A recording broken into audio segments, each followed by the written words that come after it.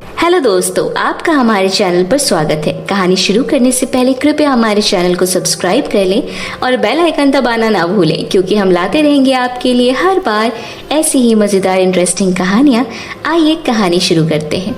शहर की भीड़ भाड़ से दूर किसी गांव में सभी लोग आपस में प्रेम और भाईचारे के साथ रहते थे। गांव के अधिकतर लोग मछली पालन का काम किया करते थे। गांव वालों के लिए उस गांव की यमुना नदी उनके लिए भगवान समान थी और सभी गांव वाले उस नदी की पूजा भी किया करते थे। उस नदी को पार करने के लिए नदी के तट पर 2 नाव थी। उस खूबसूरत गांव में एक रामू नाम का किसान रहता था। रामू खेती बाड़ी करके जैसे तैसे अपने घर का गुजारा कर रहा था। रामू की शादी को भी ज्यादा समय नहीं हुआ था। रामू की पत्नी गर्भावस्था में थी, परंतु फिर भी वह रामू की देखभाल के लिए उसके खेतों में हाथ बटाने जाया करती थी। अरे भाग्यवान, मैंने तुम्हें कितनी बार मना किया है, तुम इतनी गर्मी में घर से बाहर मत निकला करो। तुम्हारे गर्भ में पल रही मेरी नन्ही बिटिया परेशान हो जाएगी। अरे थोड़ा चलूंगी तो घर थोड़ी ना जाऊंगी, तुम चिंता मत करो, हमारे बेटे को कुछ नहीं होगा। नहीं शीला, मुझे बेटी चाहिए, हमें बेटी ही होगी।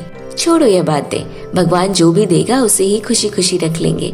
भगवान ने जो हमारी किस्मत में लिखा होगा तो कोई नहीं बदल सकता। इस तरह दोनों लोग एक साथ बैठकर खाना खा लेते हैं। रामू और शीला दोनों में बहुत प्यार था। इसी तरह दिन महीने बीत गए और पूरे 9 महीने बाद शीला को 2 जुड़वा बेटियां पैदा होती है। रामू दोनों जुड़वा बेटियों को देखकर बहुत खुश होता है और इस तरह दोनों खुशी खुशी अस्पताल से घर आ जाते हैं। अब तो आप खुश हैं ना? भगवान ने हमें एक की जगह 2 बेटियां दे दी। हाँ शीला, मैं बहुत खुश हूँ। तुमने मुझे बहुत बड़ी खुशी दी है। मैं हमारी दोनों बेटियों को एक काबिल इंसान जरूर बनाऊंगा। इतना कहकर रामू अपने खेतों पर काम करने चला जाता है। यहाँ घर पर शीला अपनी दोनों बेटियों को अकेला छोड़कर कुएं से पानी भरने चली जाती है। शीला कुएं से पानी भरने जा ही रही होती है कि तभी उसका एक बड़ी गाड़ी से एक्सीडेंट हो जाता है और शीला की मौके पर ही मृत्यु हो जाती है। गांव वाले जब यह खबर रामू को देते हैं तो वह अपनी पत्नी की मृत्यु की खबर सुनकर बहुत दुखी होता है और तुरंत एक्सीडेंट वाली जगह पर पहुंच जाता है। अरे शीला, मेरी प्यारी पत्नी, अभी तो हम दोनों ने बच्चों के नाम भी नहीं रखे थे और तुम हमें छोड़कर चली गई। अब तुम्हारे बिना मैं उन दोनों नन्ही जान को कैसे पालूंगा। इस तरह रामू अपनी पत्नी के स्वर्गवास होने से बहुत दुखी होता है और थोड़ी देर बाद गांव के सभी लोगों के साथ मिलकर उसका अंतिम संस्कार कर देता है। कुछ दिनों बाद शीला की 13वीं पर गांव के कुछ लोग रामू के रिश्तेदार आते हैं। रामू, यह सुनकर बहुत बड़ा दुख हुआ कि तुम्हारी पत्नी इतनी कम उम्र में ही स्वर्ग सिधार गई। भला अभी तुम्हारी उम्र ही क्या है? मेरे हिसाब से तो तुम्हें दूसरा विवाह कर लेना चाहिए। इसी बहाने तुम्हारी दोनों बेटियों को माँ का प्यार भी मिल जाएगा और तुम खेती बाड़ी में भी मन लगाकर काम कर पाओगे। नहीं चाचा, मैं अपनी दोनों बेटियों को सौतेली माँ का साया नहीं दिखाना चाहता। मेरी बेटियां ही मेरा सब कुछ है। मैं अपनी दोनों मासूम बेटियों के सहारे ही जी लूंगा। इसी तरह समय बीतता गया और अब रामू की दोनों बेटियां सीता और गीता बड़ी हो चुकी थी। रामू अपनी दोनों बेटियों को बड़े ही प्यार से रखता था और उनकी सभी जरूरतों को पूरा किया करता था। पिताजी, आपने बोला था आप हमें तैरना सिखाएंगे। आप हमें कब सिखाएंगे? अरे मेरी प्यारी बिटिया, अभी मुझे खेती बाड़ी का बहुत काम है। मैं अगले सोमवार को तुम दोनों को नदी किनारे ले जाऊंगा। ओके पिताजी, प्रॉमिस ना? हाँ मेरी बेटी, पक्का प्रॉमिस। इसी तरह समय बीतता गया। मेरी प्यारी बच्चियों, अब तुम दोनों ध्यान से देखना, मैं तैरने जा रहा हूँ। सीता और गीता बड़ी ही सावधानी से अपने पिताजी को तैरते हुए देखते हैं। इसके बाद वे दोनों भी पानी में उतर जाते हैं। धीरे धीरे शाम हो जाती है और दोनों बहनें सीता और गीता तैरना सीख जाती हैं। रामू के गांव में एक बहुत छोटा सरकारी स्कूल था। इसमें केवल 5वीं तक की पढ़ाई होती थी। रामू अपनी दोनों बेटियों को एक डॉक्टर बनाना चाहता था, जिस कारण वह उन दोनों को दूसरे गांव में पढ़ने के लिए भेजना चाहता था। परंतु क्योंकि वह प्राइवेट स्कूल था, इसीलिए वहां की पढ़ाई बहुत महंगी थी। रामू किसी भी तरह अपनी बेटियों को सफल देखना चाहता था, इसीलिए वह अपनी ज़मीन कागजात गिरवी रखकर सेठ से कर्जा मांगने जाता है। सेठ जी, मैं रामू हूँ, यह मेरी ज़मीन के कागजात हैं, मुझे 20,000 रुपये उधार चाहिए थे। अरे रामू, तू तो बहुत अच्छा इंसान है, भला तुझे 20,000 रुपये उधार क्यों चाहिए? क्या तेरे घर में कोई बीमार है या कोई प्राकृतिक आपदा आ गई है?